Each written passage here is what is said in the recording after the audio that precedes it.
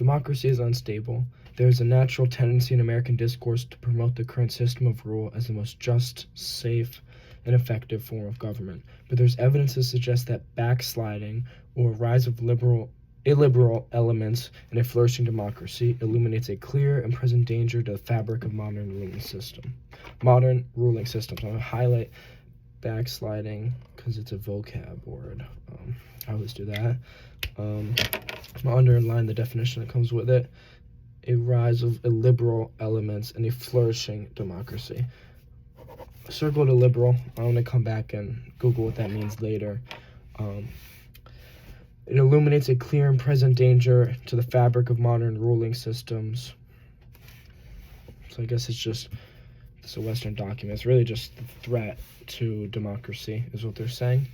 In the seminal dialectical work called The Republic, Plato explores 5 forms of government, makes a claim for each one's quality. Specifically, views democracy as an unstable form of government as one step away from tyranny. Well, that's interesting where he says, hey, one step away from tyranny.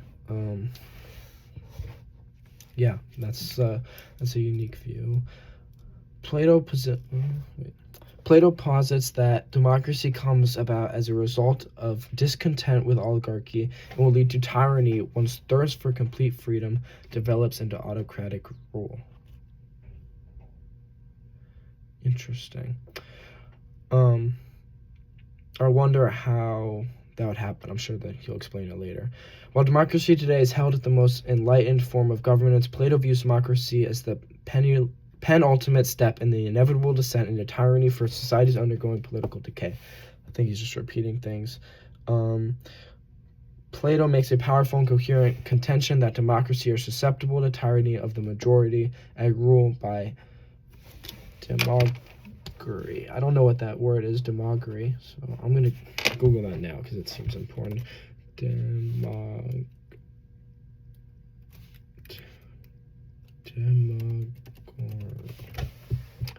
Political activity or practices that seek support by appealing to the desires and prejudices of ordinary people rather than using rational. Okay. Kind of seems like just appealing to the majority. Tyranny of the majority. Alright, so tyranny of the majority and demagogy seem very similar. Demagogy. However, Plato's argument that the appearance of democracy is necessarily followed by the onset of tyranny is not as convincing, and it fails to account for why democracy has flourished in recent history. Alright. To better understand Plato's critique of democracy, it is important to outline his analogy between the soul and the city. He introduces this, I think the soul and the city, maybe it's nation versus state, nation versus government. He introduces this parallel in a book, the second, with, quote, "Let us first inquire into the nature of justice and injustice in the city." End quote. The most just form of governance, the aristocracy, is joined with a philosopher king who has the necessary qualities to rule a just society. The most just form of governance, the aristocracy. I'm going to underline aristocracy because it's interesting that he puts it as the most just form, and I'm going to write that, how just. Wondering how it's a just form, question mark. It's joined with a philosopher king who has the necessary qualities to rule a just society. Okay, I guess we don't know what those qualities are. The coupling of the city and the soul is key to understand Plato's pairings of each form of governance, ranging from the honor-motivated man who represents timocracy. Shoot, it's a lot of words, timocracy. What's that? Form of government which possession of property is required. Okay. Oh, yes. Okay. Democracy. Highlight that, and I'm going to write own land under it. Arrow. The wealth-loving man who represents oligarchy. Okay. The man ruled by unnecessary appetites and freedom who represents democracy. And finally, the man ruled by completely unjust appetites who demonstrates tyranny. I'm going to underline the man ruled by unnecessary appetites and freedom who represents democracy. I'm wondering, how see in USA? Question mark, question mark, question mark. I'm wondering how I see those unnecessary, quote-unquote, unnecessary appetites and freedom represent the USA, which claims to be a democracy. According to Plato, aristocracy inevitably gives way to a lesser form of government due to the fallibility of human nature. One faction is, quote-unquote, iron and bronze, who are drawn to the accumulation of wealth. The other is, quote-unquote, gold and silver, who try in vain to bring the opposition back to virtue in the inherited order, end quote. The factionalism represents a move to timocracy, which is landowning. Right? Factionalism represents a move to landowning governance, a compromise between aristocracy and oligarchy. Timocracy represents a previous aristocracy in many ways, but also shows qualities of oligarchy in its quote-unquote greed for wealth and, quote, a secret lust for gold and silver. Okay, wait. I'm going to reevaluate that. Let's just quality of oligarchy. So greed for wealth. I understand what that means. A secret lust for gold and silver. And gold and silver, the other is gold and silver, who try in vain to bring the opposition back to virtue. Wait, why am I forgetting? I'm forgetting what virtue means. Oh, yes. Excellence of character. The most just form of...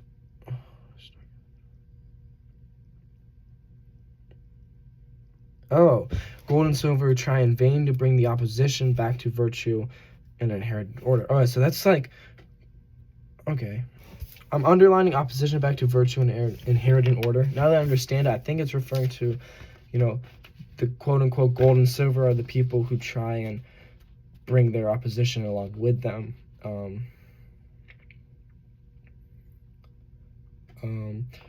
My thought process is I know language that very divisive language, which we saw Trump use at Charlie Kirk's funeral. I guess I'm wondering what are some ways that can be done opposite to what Trump did. So I'm going to write, how can this be done? Question mark. All right. Democracy in the honor-loving soul embody the nobility of aristocracy, but cannot prevent the lust for wealth from overpowering the system to turn towards a full-on oligarchy. Oh. I'm going to highlight this. I like this. Cannot prevent the lust for wealth from overpowering the system to turn towards a full-on oligarchy.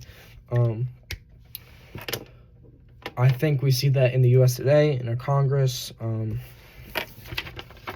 Congressmen and women have access to the stock exchange. I'll write that stocks plus, kind of like bribery, just being paid off by paid by corpse. So I'll bring it up there. And so the, quote, powers of victory and honor finally become levers of money and profit, end quote. Wow. The greatest good, which was wisdom under aristocratic rule, has now become the pursuit of wealth under the guise of oligarchic soul. All right, so I'm going to say this is a, culture difference between valuing wisdom and now valuing wealth. So we'll write parentheses wealth versus wisdom. Oligarchy then transitions to democracy as the accumulation of wealth in the hands of a few sows discontent in an expanding underclass of citizenry. The, quote, many are described as... What? The, quote, unquote, many are described as Plato describes democracy inception. I think it's something I cut off here, but I'll continue. The many are described as Plato describes democracy inception. All right, I'm just going to start at the top of this page. Plato describes democracy's inception as either, quote, either by force of arms or by the use of terror which compels the opposition to withdraw.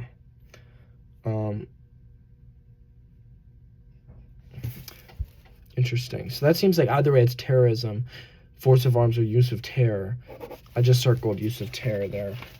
That's something I want to talk about in the discussion probably is democracy's power inevitably in inducing terror in your opposition. I don't know if I see that. Maybe I'm misinterpreting this. The subsequent paramount freedom that democracy upholds serves to damage the city, as the, quote, permissiveness of the democratic city enables the manifestation of democracy. What's permissiveness? Permissiveness. Behavior. Okay, I'm going to write that as excess. Freedom to act. I just wrote a little definition of permissiveness as the excessive freedom to act. So then, as this excessive freedom to act of the democratic city enables the manifestation of tyranny. The democratic city, Plato says, cares nothing for the past behavior of the man who enters public life. Okay. He need only proclaim himself a friend of the people and he will be honored. I think that's a very optimistic view from Plato. I don't think that's true. I'm going to say blind optimism, question mark, question mark, question mark. Maybe that's something I want to make a discussion question out of.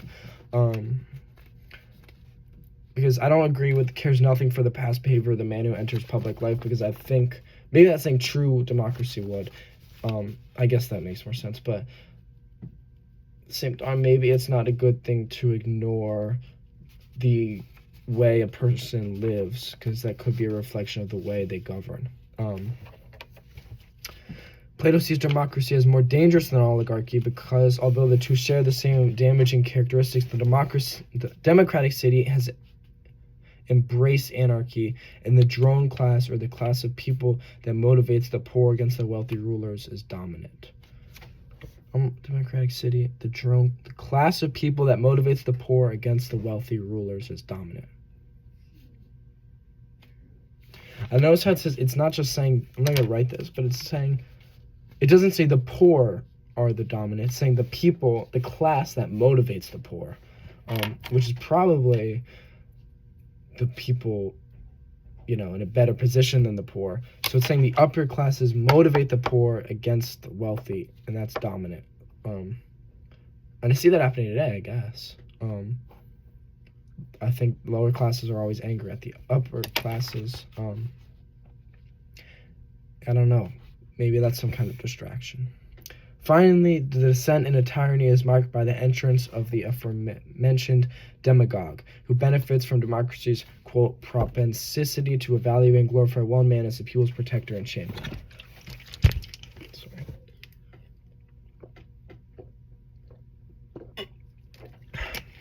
Sorry. I think I might have read this before. I read something similar in freshman year, I think. Plato's critique of democracy is that democracy does not place a premium on wisdom and knowledge, seeking as an inherent good. Yes.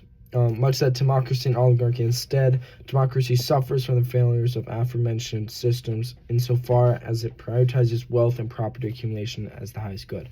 Even worse, democracy embraces freedom and unnecessary appetites which crowd out the ruler's responsibilities of virtuous governance, control the democratic soul. I feel like I agree that democracy is, or our democratic society does not value wisdom as much as wealth. I think, however, our system of the Electoral College I think somehow weakens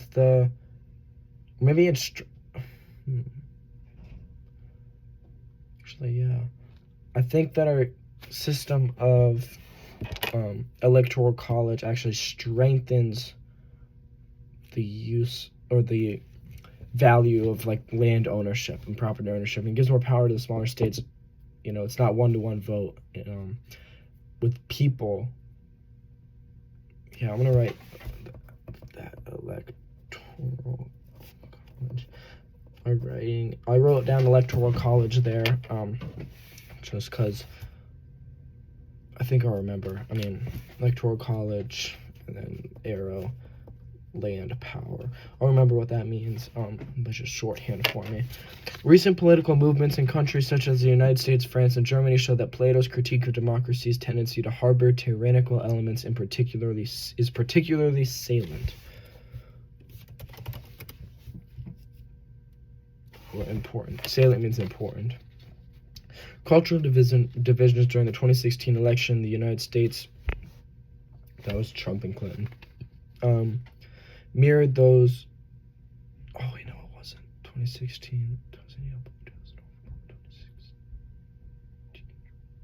Yeah, it was Trump and Clinton.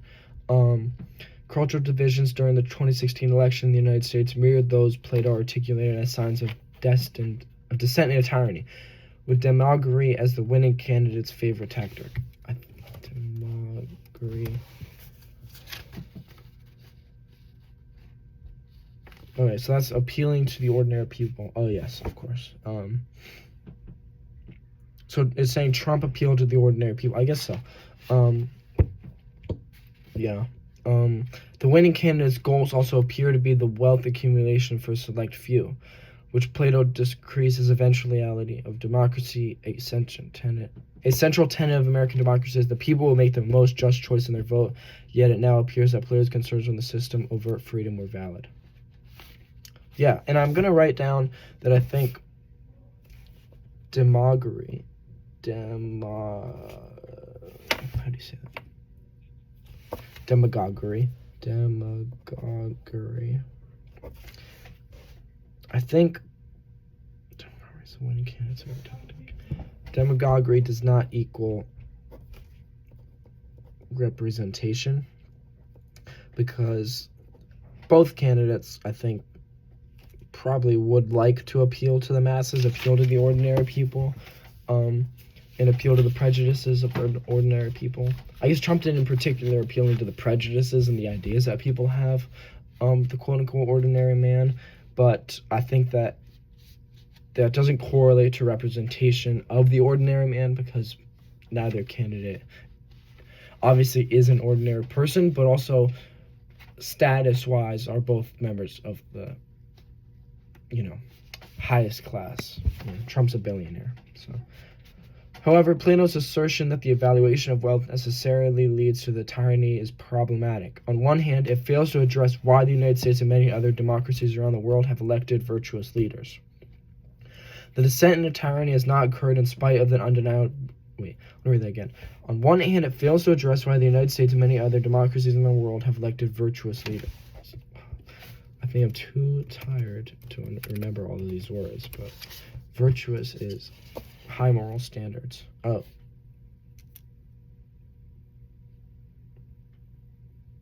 Okay. The descent into tyranny has not occurred in spite of the undeniable relationship between American identity and capitalism. Yeah. I'm going to highlight just, undeniable relationship between identity and capitalism in America, because I don't know, I think I've kind of just been waiting for something about capitalism to come up. It's a very specific call, and it's interesting how capitalism plays a role in democracy. Plato's portrayal of democracy accounts neither for virtuous governance nor why individuals eschew lucrative. What does that mean? Eschew. Give up. Okay. Plato's portrayal of democracy accounts for neither for virtuous governance nor why individuals give up lucrative private lives for scrutinized public ones. The idea that virtuous leadership is only possible under an aristocratic elite does not meet any. The idea that virtuous leadership is only possible under an aristocratic elite does not mean many modern-day findings. Oof, okay. Furthermore, Plato's characterization of democracy is undeniable. Plato's characterization of democracy is undeniable to control unnecessary appetites. Ignores the role of political institutions. So Plato's claim that democracy is unable to control the unnecessary appetites. The lust for wealth. Ignore the role of political institutions in providing checks and balances in power. Oh, yeah, I like that. Checks and balances on power, and then putting an little arrow to lust for wealth, because it's kind of checks and balances is a good system that should work, but wealth is like this third party thing, this outside source, which I don't think it's a checks and balances accounts for properly. I think it makes Congress very easily accessible, easily influenced, I'll say. Plato criticizes democracy for failing to establish requirements for its rulers when, in fact, democracies today are governed by constitutions that set parliaments for who can rule. All right, so Plato was wrong in that aspect because we do have constitutions. However, maybe the enforcement doesn't come with that. All right, back to the reading. Even in the presence of... What's the word? Demagogue. Even in the presence of demagogue, democracy remains entrenched.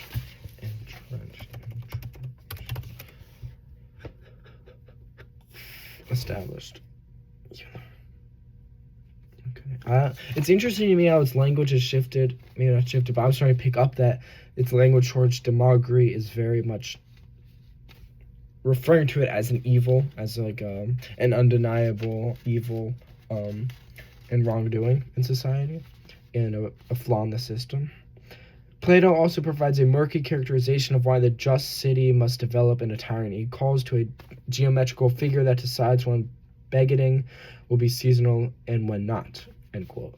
And then mistakenly this magic number leads to rulers with poor fortunes. If the just nature of a city is to build on the conception of magic number, then how can it be more effective in providing justice than a society governed by equality?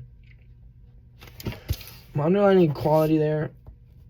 Wait, how can it be more effective in providing justice? I think last time we thought I'm going to write, in our last discussion, I think we got into a nice tangent about Ramadan. About maybe just a hypothetical in our school treating Muslim students differently than other students is not a bad thing. So equality is not a bad thing. And maybe equality is not always just. Because if you were to not let anyone have Ramadan, that wouldn't be fair to Muslim students. If you were to give everyone Ramadan, I mean, that's kind of unjust to society to, give people time off for Ramadan if they're not Muslim. Yeah. And it would be unjust to Muslims then because they wouldn't get time off, free time off, because they would be in Ramadan that time. This also raises questions about the nature of philosopher kings who choose flawed individuals to become their successors. Plato's critique of democracy provides an interesting insight into the successes and failures of modern governance. Lessons from his warnings about the political potential of demagoguery and the dangers of wealth-seeking are relevant as ever in today's political climate. However, it is important to push back on parts of the Platonic critique of democracy, namely, its assertions about the inevitability of tyranny and the lack of virtue in democratic leaders are uncharitable, especially in view of the characteristics of modern democracies. Its assertion about the inevitability of tyranny and the lack of virtue in democratic leaders are charitable, especially in view of the... Okay, I think that's really just a summary. I guess that's what the final paragraph's for. This is my annotation so far. Oh, what was this image? This image, it looks like protesting. They have gas masks on. On the street, I see military people in the back. So just circle the military people, circle the gas masks, and then circle what they're throwing, because that doesn't, that's not very peaceful. How does this connect to it? I think this image is just symbol of